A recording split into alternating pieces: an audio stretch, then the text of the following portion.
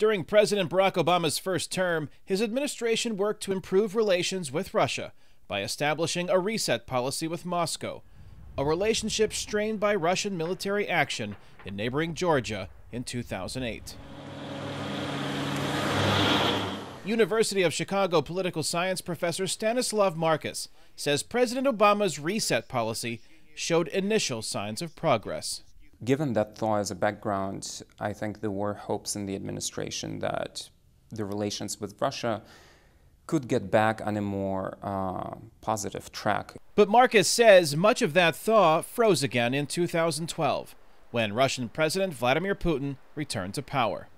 Any progress to improve relations, he says, evaporated with the Russian annexation of Crimea. But I think it did catch many people in the administration by surprise, given, of course, the reset policy that Obama tried to promote. As Russia consolidated its hold on Crimea, the Obama administration's reset policy was roundly criticized by opposition Republican lawmakers, such as Senator John McCain, who called President Obama's previous approach towards Russia naive.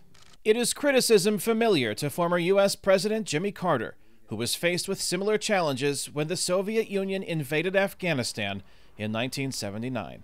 So I withdrew my ambassador. I broke diplomatic relations with Soviet Union. I declared a grain embargo against them. I supported the Congress and the Olympic Committee in withholding our contestants from the 1980 Olympics, which was a big blow to them. But much has changed in the 35 years since the Soviets invaded Afghanistan.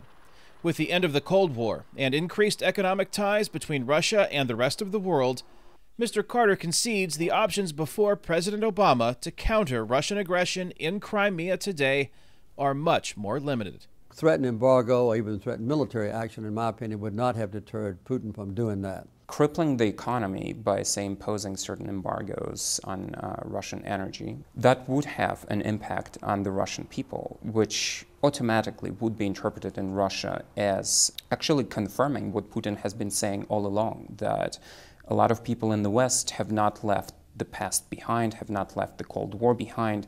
They want Russia to be on its knees. As Ukraine prepares for a presidential election May 25th, Mr. Carter says he believes President Putin will bolster efforts to influence those living geographically and ideologically close to Russia, but doubts he plans further military action in Ukraine. But the United States ought to be very forceful, along with our allies, in telling Putin, if you do that, there will be very serious consequences, much more serious than anything we've done so far. U.S. military commanders in Europe estimate an additional 40,000 Russian troops are massed along the Ukrainian border. While President Carter threatened to use U.S. military force as a way to contain Soviet ambitions beyond Afghanistan in 1979, President Obama has said there is no military solution to the deepening crisis in Ukraine. Kane, Farabaugh, VOA News, Chicago.